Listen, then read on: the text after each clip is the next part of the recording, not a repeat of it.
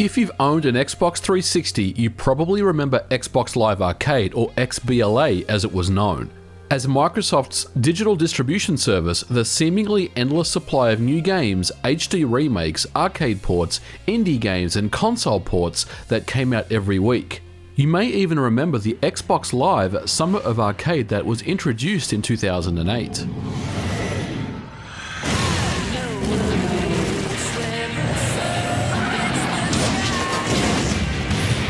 Certainly unexpected. With over 700 releases, XBLA was an integral part of Microsoft's video game digital strategy for the Xbox 360. It focused on smaller games from both major publishers and indie developers, and it was a huge success for the Microsoft Xbox brand. When the Xbox One launched in 2014, two games were available at launch for digital download: Killer Instinct and Crimson Dragon, and at first glance it appeared Microsoft was set to continue Xbox Live Arcade on the Xbox One. But XBLA just kinda disappeared after launch. Let's find out what happened. In 2003, Greg Canessa was working for Microsoft in the online games division. Xbox Live for the original Xbox was in its first year after launch and was a hit with gamers. He pitched an idea to 5 executives at Microsoft to utilize the power of Xbox Live's broadband and provide a digital distribution service for small arcade retro and indie games for the original Xbox.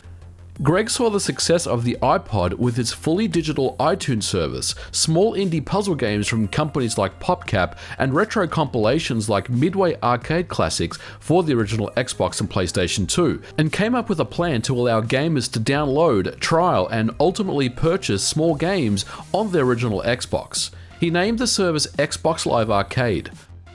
His initial business plan to management failed, with all 5 executives turning him down, but when he showed the idea to Jay Allard, he got the green light. And at E3 2004, Jay Allard revealed Xbox Live Arcade to the world. It's a new feature called the Xbox Live Arcade, and it'll allow live gamers to download their favorites. Games like Galaxian, Dig Dug, Poker, Bejeweled, and Feeding Frenzy. Let's go visit the arcade. Not many remember or even knew that Xbox Live Arcade was developed for the original Xbox. To be honest, I barely remember it myself. Although Xbox Live Arcade was a digital service, the software was bundled on disk. This was because the original Xbox dashboard did not have much functionality, and it was not trivial to modify the original dashboard to add the addition of a storefront. So Microsoft bundled the first release of XBLA on CD and distributed it with new consoles, other AAA releases, and on official Xbox magazines and at trade shows. It's worth mentioning that the original Xbox has the exact same license trial key model as the Xbox 360. All the games on the Xbox Live Arcade disc on the original Xbox are trial versions, and then the user had the ability to connect to Xbox Live and purchase a content license key to apply to the trial version of the game to turn it into the fully registered version. So if you wanted to play Xbox Live Arcade games, you would need to have the Xbox Live Arcade disc inserted at all times. But even with this limitation, Greg and his team knew that they had a winner on their hands. Xbox Live Arcade on the original Xbox was a success, and with the Xbox 360 in development and its fully Xbox Live integrated dashboard, Greg set out to deliver his plan that he had always envisaged.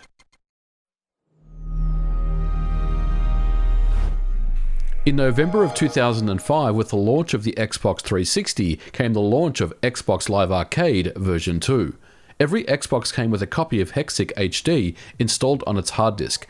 And the later released Xbox 360 Arcade Edition, it came bundled on the 256MB memory card. Just as Greg's business plan outlined, Xbox Live Arcade was integrated into the dashboard, from the original Blade dashboard all the way up to the most current up-to-date version.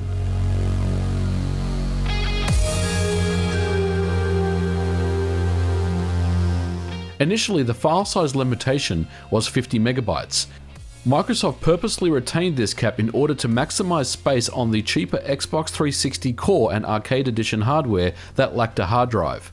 But this limit did not stifle innovation. One killer app that everyone was talking about was Geometry Wars Retro Involved.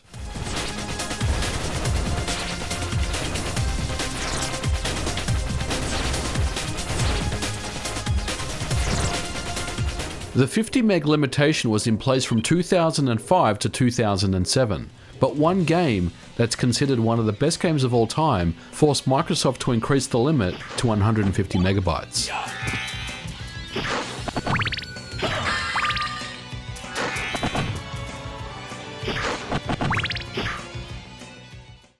Die, monster! You don't belong in this world! By the end of 2007, Microsoft announced that XBLA games had been downloaded more than 45 million times, with one game, Uno, being downloaded and played over 1 million times. Greg's vision from 2003 had paid off for Microsoft. In 2008, the cap was again raised to 350 megabytes, and Microsoft set up an internal team to develop games for XBLA.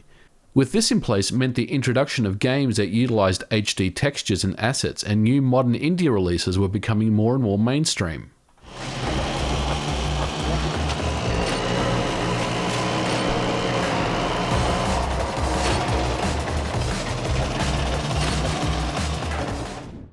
At Microsoft, however, not everyone was a believer. XBLA was wrongly criticized as a service that would cannibalize the industry. Of course, that wasn't true. But a bigger criticism of XBLA from some indie developers was that Microsoft was too heavy-handed with game submission. In short, Microsoft wants you to publish first on Xbox Live, or they reserve the right to not publish the game at all. Furthermore, in order to publish the game on Xbox Live, the indie developer needed to partner with a publisher like EA or Sega, and if they said no, then the indie developer would need to go through Microsoft Studios directly, which would mean they would be forced to sign an exclusivity deal. This did not sit well with some indie developers, with some of them excluding Xbox and XBLA, and focused more on the PlayStation 3 and WiiWare.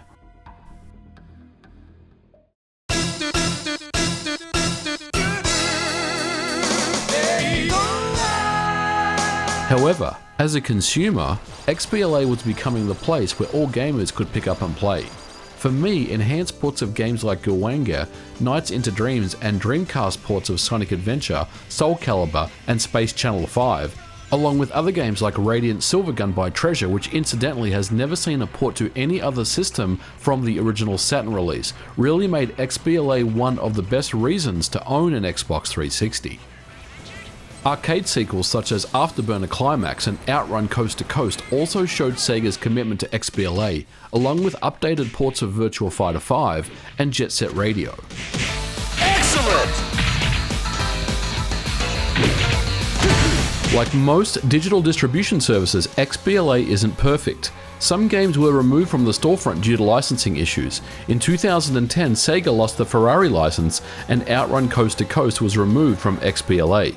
Capcom lost the Marvel license in 2013, and Marvel vs. Capcom 2 was delisted.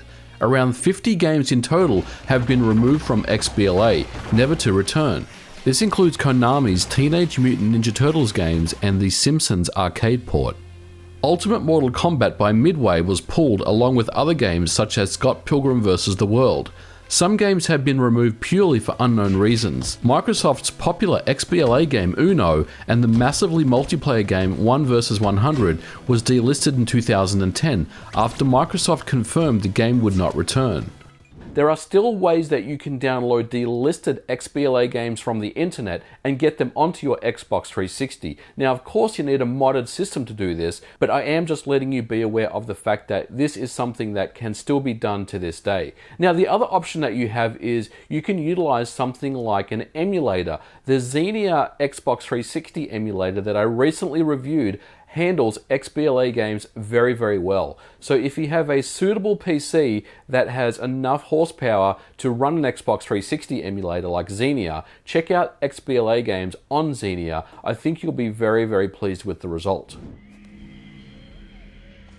XBLA had its file size cap removed completely in 2012 and continued all the way up to the launch of the Xbox One. The largest games on XBLA top out at over 2 gigabytes, with Double Dragon Neon taking that honor. When Microsoft released the Xbox One in 2014, people expected XBLA to return, but it was sadly nowhere to be found. Microsoft stealth removed XBLA in favor of what they call a unified digital gaming service, and they dropped the Live Arcade branding. but things aren't really the same at all. Gone are the try before you buy trials, and there's no way to unlock a demo to a full retail game. Most XBLA games won't carry over to the Xbox One, and although Microsoft are doing a stellar job in the backward compatibility area, you can bet that if you have a license to an unlisted game, you will never see that available on the Xbox One or beyond. And things like enhanced HD arcade games, Sega Dreamcast and Saturn ports no longer exist.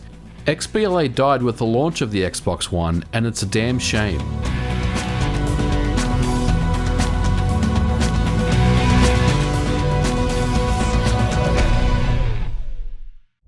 In conclusion, Xbox Live Arcade was a huge part of what made the Xbox 360 so awesome. Greg Canessa and his team met and exceeded on their promises. You can still enjoy many awesome XBLA games on the Xbox 360 and Xbox One today, and with so many to choose from, everyone has their favorites. Let me know what yours are in the comments below. Well guys, that will do it for this video. Let me know what you thought about the look back on Xbox Live Arcade for the original Xbox and then the Xbox 360. With over 700 XBLA titles, everyone has their favorite. So let me know what yours are in the comments below. Well guys, that will do it for this video. As always, don't forget to like and subscribe, and I'll catch you guys in the next video. Bye for now.